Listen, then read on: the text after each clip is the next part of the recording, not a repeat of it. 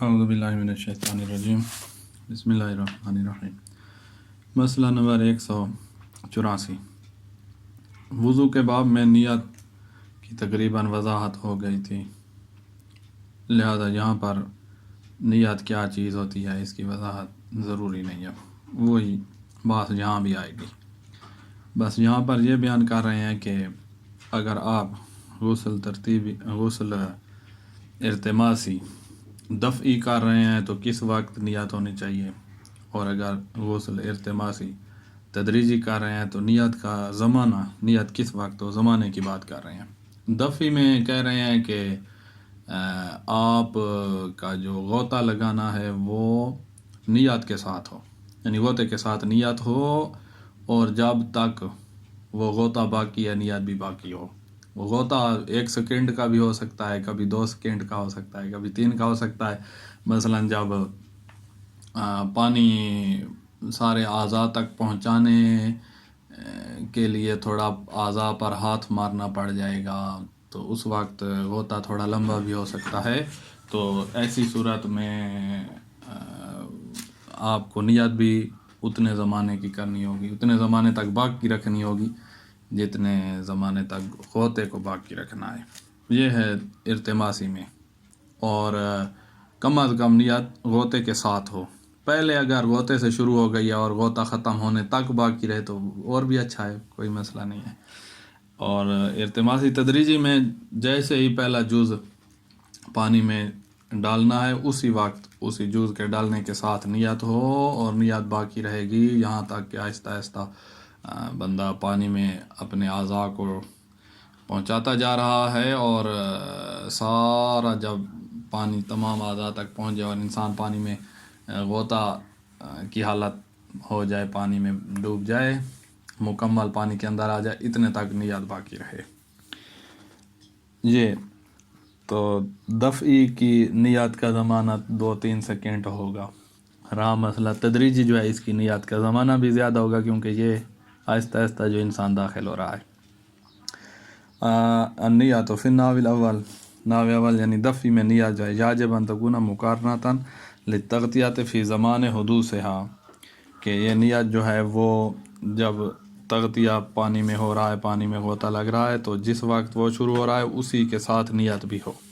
فَإِذَا تَحَقَّقَ بِهَا، اس تغطیہ پانی میں غوطہ جو ہے اس کے ذریعے سے حاصل ہو جائے استیلاء الماء علی جمیع البدن، تمام بدن پر پانی پہنچ جائے، مقروناً بالنیہ، اور ساتھ ساتھ نیت بھی ہے، پانی کے اندر سارا بدن آ جائے نیت سمیت، تو کافی ہے۔ اما اذا توقف ذلك على امر آخر، پانی تمام بدن تک پہنچانا غوطے کے ساتھ ساتھ کسی اور امر پر بھی موقوف، مثلا ہاتھ پھیرنا اعضاء پر، کا تخلیل الشعر، بالوں میں تخلیل کرنا، اور رفع القدم عن الارض، زمین سے قدم اٹھانا، یہ کام بھی غوطے کے ساتھ کرنے پڑ جائیں گے تو فلا بد من استمرار النیہ، نیت کو بھی لمبا کرنا پڑ جائے گا۔ من حین تغطیہ سے لے کر، یعنی اسی وقت نیت تھی جب تغطیہ شروع ہوا ہے، یعنی غوطہ شروع ہوا ہے، الی حین وصول الماء الی تمام الاجزاء، پانی کے تمام اجزاء تک پہنچنے تک نیت باقی رہے گی۔ ہو سکتا ہے 5 سیکنڈ نیت ہو جائے، 6 سیکنڈ ہو جائے اس کا زمانہ، تو فلا بد من استمرار النیہ، اسی پہ عطف ہو رہا ہے، فلا بد من نیت الغسل، اسی من استمرار پر عطف ہو رہا ہے، او نیت الغسل کا، فلا بد من نیت الغسل، یہ وہی معنی ہے، کوئی فرق نہیں ہے۔ او سے پہلے والی بات بھی ایک، او سے پہلے والی بات اور او کے بعد والی ایک ہی بات ہے۔ فلا بد من نیت الغسل بالارتماس، کہ غسل کی نیت کی جائے ارتماس کے ساتھ، ارتماس ایسا البقائی جو باقی رہے گا، المقارن جو ملا ہوا ہوگا، ما وصول الماء الی جمیع الاجزاء، تمام اجزاء تک پانی پہنچنے کے ساتھ یہ ارتماس ملا ہوا ہوگا، یعنی لمبا غوطہ، ادھر بالارتماس البقائی المقارن، اس کی جگہ لمبا غوطہ مراد ہے، یعنی لا بد من نیت الغسل بالتغطیہ الطویلہ، جس کے طویلہ جو ہوگا تو پھر پانی پہنچ جائے گا تمام اجزاء تک۔ اما فی النوع الثانی، تدریجی غسل آپ کر رہے ہیں ارتماسی تدریجی، تو فتح نیا مقارنتاً لغمس اول جز من البدن، پہلی جز جیسے ہی پانی میں ڈبونی ہے تو اسی کے ساتھ نیت ہو، و استمرار النیہ الہین غمس الجمی، تمام اعضاء کے ڈبونے تک نیت باقی رہے گی۔ جب سب پانی میں پہنچ جائیں، سر سمیت سب کچھ پانی میں پہنچ جائے گا اور تمام تک پانی پہنچ جائے، اب غسل مکمل ہو گیا اور اب نیت ختم بھی ہو جائے تو کوئی مسئلہ نہیں ہے۔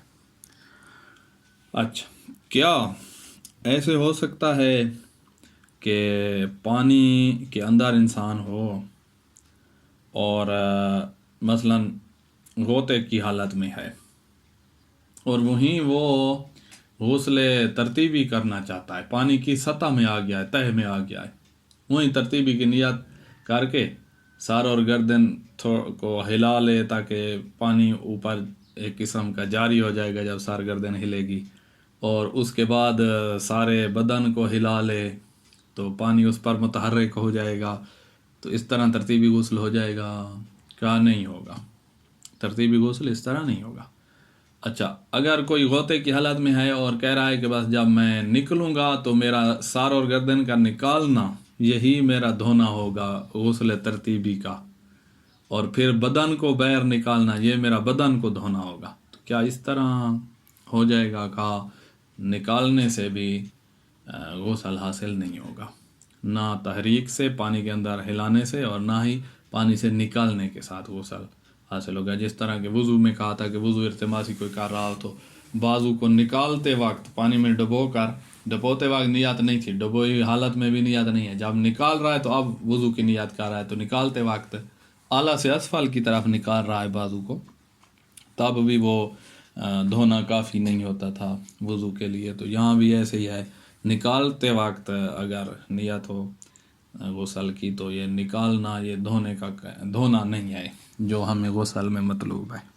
علاوت وجوباً عدم الاکتفاء فی الغسل بتحریک البدن، احتیاط واجب بنا پر یہ کافی نہیں ہے غسل میں کہ بدن کو حرکت دی جائے، تحت الماء بقصد الغسل، غسل کے قصد سے پانی کے اندر ہے اور حرکت دے رہا ہے، یہ حرکت سے غسل جو ہمیں دھونا مطلوب ہے غسل جنابت وغیرہ میں تو وہ دھونا حاصل نہیں ہوگا۔ کہیں یکونہ جمیع بدن تحت الماء، مثال دے رہے ہیں کہ اگر سارا بدن پانی کے نیچے ہے، فیقصد الغسل ترتیبی، یہ غسل ترتیبی کا قصد کر کے یہ کام کرنا چاہتا ہے، کیسے؟ بے تحریک راس و رکبہ، سر اور گردن کو حرکت دے کہ یہ سر اور گردن دھل گیا ہے، اولاً پہلے یہ کر لے، ثم الجانبین، پھر دائیں بازو دائیں طرف کو حرکت دے تو یہ دائیں طرف دھل گئی ہے، پھر بائیں طرف کو حرکت دے تو یہ بائیں طرف دھل گئی ہے، اس طرح سے حاصل نہیں ہوگا، غسل نہیں ہو سکتا۔ وکذالک تحریک بعض الاعضاء وهو فی الماء، مثلاً ایک بندے نے سر اور گردن پہلے ادھر فوارے کے آگے دھو لیا ہے، پھر اس کا تالاب ہے، وہ تالاب میں پہنچ گیا ہے، غسل کی نیت سے نہیں، ایسے وہیں جب پہنچا ہوا ہے اور فرض کرو تالاب کا پانی اس کو گردن تک آ رہا ہے، یعنی اس کے شانے کاندھے جو ہیں وہ بھی پانی میں ڈوبے ہوئے ہیں، کھڑا ہے، تو کہتا ہے کہ بس یہیں تھوڑا ہلتا ہوں، حرکت کرتا ہوں تو میرے جسم پر پانی متحرک ہو جائے گا اور یہی میرا غسل ہوگا، کہا یہ کافی نہیں ہوگا۔ وکذالک تحریک بعض الاعضاء وهو فی الماء بقصد غسلہ، دھونے اس بعض اعضاء کو دھونے کے قصد سے ان کو حرکت دینا یہ بھی کافی نہیں ہوگا۔ وایضاً علاوت وجوباً عدم الاکتفاء فی الغسل باخراج البدن من الماء یا فی الغسل، یہ جو دھونا ہے غسل والا اس میں اخراج البدن، پانی کو نکالیں، جسم کو نکالیں پانی سے، تو اس کے ذریعے سے ہمیں غسل یا ان اعضاء کا دھونا حاصل ہو جائے، یہ بھی احتیاط واجب بنا پر کافی نہیں ہوگا جب یہ پانی سے جسم کو نکال رہا ہے بقصد الغسل، غسل کے قصد سے نکال رہا ہے تو یہ بھی کافی نہیں ہے۔ ومثل اخراج بعض اعضاء من الماء، سارا بدن نکال کے سارے غسل کا قصد تھا، یا مثلاً سر گردن اس نے فوارے پہ وہی دھوئی تھی اپنے حوض میں یا تالاب میں یہ موجود تھا اور اس کو یہ خیال آ گیا کہ کیوں نہ ہو کہ میں نکلتے وقت غسل کی نیت سے نکلوں کہ میرے کاندھوں سے پانی مثلا جو اوپر آ رہا ہے، جیسے کاندھے باہر نکلیں گے تو یہ کاندھے دھل جائیں گے، اور اس کے بعد پیٹ باہر نکلے گا تو وہ دھل جائے گا، پھر ٹانگیں باہر نکلیں گی تو وہ دھل جائیں گی. اس طرح باہر نکالنے سے بھی غسل حاصل نہیں ہوگا احتیاط واجب بنا پر. ومثل اخراج بعض الاعضاء من الماء بقصد غسلہ. اچھا، غسل میں کہا وہ تمام شرائط جو وضو میں تھیں کہ پانی پاک ہو، پانی مباح ہو، خود وضو کر رہا ہو، اسی طرح غسل میں بھی یہ شرط ہوگی. ایسی بیماری جس کے ذریعے سے پانی نقصان دیتا ہو، ایسی صورت میں غسل صحیح نہیں ہوگا، یا وضو جیسے نہیں ہوتا تھا. کہا تمام شرائط وضو والی یہاں بھی ہیں، بس دو چیزیں یہاں نہیں ہیں. ایک یہ ہے کہ وہ جو وضو میں ہم موالات کہتے تھے وہ یہاں نہیں ہے. ایک دن سر اور گردن دھویا اور دوسرے دن یا سارا غسل کر لیا تھا، صرف پاؤں نہیں دھویا اور یا ہاتھ نہیں دھویا، اور دوسرے دن جا کر ہاتھ دھو لے تب بھی غسل حاصل ہو جائے گا. غسل کی نیت سے ہاتھ دھو لے تو غسل حاصل ہو جائے گا. تو موالات اس میں شرط نہیں ہے. اور اسی طرح اعلیٰ سے اسفل کی طرف وضو میں دھونا یہ شرط تھی، یہاں پر یہ بھی شرط نہیں ہے. باقی تمام شرائط ہیں. اطلاق الماء منہا، ان شرائط میں سے ایک اطلاق الپانی مطلق ہو، پانی پاک ہو. بل و نظافت ہو علاوت لزوماً، قذارات عرفیہ سے جس طرح وضو میں پانی کا نظیف ہونا ہم نے شرط لگائی تھی، یہاں وہ نظافت بھی ہو. و اباحت ہو، پانی مباح ہو. مباشرت و اختیاراً خود غسل کر رہا ہو. عدم المرض مما یتضرر معه من استعمال الماء، ایسی مرض نہ ہو کہ جس کے ذریعے سے پانی استعمال کریں تو ضرر حاصل ہو، یہ صورت بھی نہ ہو. طہارت العضو المغصوب، عضو جس کو دھونا چاہتا ہے وہ پاک بھی ہو. علی نحو ما تقدم فی الوضو، جیسے وضو میں گزرا تھا کہ اسی وقت پاک کر لے، اور مثلا بازو دھونے کا جب وقت آیا ہے وضو میں تو بازو کو پاک کر لے، اور اس کے بعد وضو کے لیے دھو لیتا تھا تو بھی کافی تھا. یہاں بھی ایسے ہے، کوئی عضو اگر نجس ہے اور اس کو غسل کے لیے دھونا ہے تو پہلے اسی وقت پاک کر لے. سارے غسل سے پہلے پاک کرنا ضروری نہیں ہے. اور اگر کور پانی ہے یا جاری پانی ہے تو پھر کوئی مسئلہ بھی نہیں ہے، وہ پانی نجس ہی نہیں ہوگا، اس کو ڈال لے، اس کے ساتھ پاک بھی ہو جائے گا اور غسل بھی ہو جائے گا. وقت تقدم فی ایدن، پیچھے وضو میں گزرا ہے کہ ما یا تعلق بے اعتبار اباحت الاناء والمصاب، کہ برتن مباح ہو یا نہ ہو، یہ بات جو پیچھے گزری تھی. یا جہاں پانی گر رہا ہے وہ جگہ کا مباح ہونا یا نہ ہونا یہ پیچھے گزر چکا ہے. تو وہاں تھا کہ برتن کا مباح ہونا یا پانی کے گرنے کی جگہ کا مباح ہونا شرط نہیں تھی. جہاں بھی یہ شرط نہیں ہے، غصبی برتن ہے، پانی اپنا ہے، مباح ہے، تو بھی غسل ہو جائے گا. جبیرے کا حکم پیچھے جو گزرا ہے، وحکم الجبیرہ والحائل، اعضائے وضو پر کوئی حائل ہوتا تھا تو اس کا جو حکم گزرا ہے یہاں بھی وہی ہوگا. وغیرہما، اس کے علاوہ جو من افراد ضرورہ، مجبوری کے وقت کے احکام تھے، یہاں بھی وہ آئیں گے. وحکم الشک، شک کا حکم، نسیان کا، ارتفاع سبب المسوغ للوضوء الناقص، وضوء ناقص یعنی وضوء جبیرہ کا جو سبب ہوتا تھا، یعنی زخم وغیرہ، وہ شفا پا جاتا تھا تو اس وقت کیا حکم ہوتا تھا. فی اثناء وضو میں یا وضو سے فارغ ہونے کے بعد، تو کسی صورت میں وضو کا اعادہ ہوتا تھا، کسی صورت میں وضو کا اعادہ نہیں ہوتا تھا. یہاں بھی وہی سارے احکام آئیں گے غسل میں بھی. الغسل، و خلاصہ یہ ہے الغسل کالوضو فی جمیع ذالک، تمام احکام میں، یہ مذکور احکام میں وضو کی طرح ہے یہ غسل. ہاں نام یفترق عنہ فی عدم اعتبار الموالات فی ہے فی ترتیب منہ، کہ غسل ترتیبی میں موالات شرط نہیں ہے. ہاں ارتماسی تدریجی جو تھا اس میں موالات شرط تھی. ارتماسی دفعی تو ہوتا ہی 1 سیکنڈ کا ہے، اس میں کوئی وہ صورت بن ہی نہیں سکتی. وکذالک عدم اعتبار مراد الاعلیٰ فالاعلیٰ فی غسل کل عضو، ہر عضو کو دھوتے وقت اعلیٰ فالاعلیٰ، اعلیٰ سے اسفل کا لحاظ رکھنا یہ وضو میں شرط تھی، لیکن یہاں پر یہ شرط بھی نہیں ہے. اچھا، کون سا غسل افضل ہے، ترتیبی یا ارتماسی؟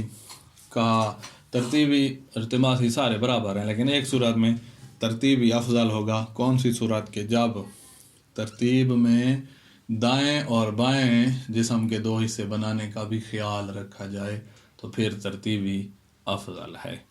الغسل ترتیبی معمورات ترتیب فی بین الایمن والیسار، دائیں بائیں والی ترتیب کا بھی ساتھ ساتھ خیال رکھا جائے تو یہ غسل ترتیبی افضل من الغسل الارتماسی، غسل ارتماسی سے افضل ہوگا۔ اچھا، کیا ایسے ہو سکتا ہے کہ انسان ترتیبی غسل کر رہا ہو اور اس کو چھوڑ کر اس میں ارتماسی کی طرف چلا جائے، یا ارتماسی تدریجی کر رہا ہو اور ترتیبی کی طرف آ جائے؟ تو کہا ایک صورت میں ہو سکتا ہے، ایک صورت میں نہیں ہو سکتا۔ کون سی صورت میں نہیں ہو سکتا؟ اس صورت میں نہیں ہو سکتا یہ کام، عدول جائز نہیں ہے جب آپ جس کو کر رہے ہیں اس کو چھوڑ کر، مثلا ترتیبی کو چھوڑ کر ارتماسی تدریجی کی طرف آئیں اور ارتماسی تدریجی کو ترتیبی کا مکمل کرنے والا بنائیں۔ کیا مطلب؟ کہ سر اور گردن دھو لیں ترتیبی میں اور پھر باقی جسم جو ہے اس کو آپ ارتماسی تدریجی کے ذریعے سے ایسے دھوئیں کہ سر اور گردن پھر اس ارتماسی تدریجی میں نہ دھوئیں، یعنی آدھا وہ ہو گیا ترتیبی اور آدھا ہو گیا یہ ارتماسی تدریجی۔ اس طرح اگر آپ نے کیا عدول تو یہ والا عدول بیکار ہے، یہ نہیں ہو سکتا۔ آپ نے غسل مکمل نہ وہ کیا اور نہ ہی یہ کیا ہے، نہ ترتیبی کو مکمل کیا ہے اور نہ ہی ارتماسی تدریجی کو مکمل کیا ہے، تو یہ اس طرح والا عدول نہ کریں۔ یا ارتماسی تدریجی کر رہا تھا کہ الٹے ہو کر سر اور گردن ڈبولی پانی میں تدریجی ارتماسی کی نیت سے اور پھر نکل آیا، پھر فوارے کے نیچے کاندھوں سے اور پیروں تک یہ سارا جسم باقی جو ہے وہ دھونا چاہتا ہے، تو اس طرح نہ کرے۔ عدول کر سکتا ہے لیکن مکمل غسل کی طرف عدول کرے، کہ ترتیبی کر رہا تھا اس کو چھوڑ کے آگے جا کر ارتماسی دفعی کر لے مکمل، یا ارتماسی تدریجی مکمل غسل کر لے، پاؤں سے لے کر سر تک سارا ڈبوئے پھر غسل ارتماسی کی نیت سے، یہ ٹھیک ہے۔ یا ارتماسی تدریجی کر رہا تھا، آہستہ آہستہ تالاب میں سیڑھیوں سے اترتا جا رہا ہے غسل کی نیت سے اور پانی سینے تک آ گیا ہے اور کہا وہیں سے نکالا ہے واپس، اور جا کر ترتیبی کر لے، ابتدا سے آخر تک سارا ترتیبی کر لے، یہ والا عدول ٹھیک ہے۔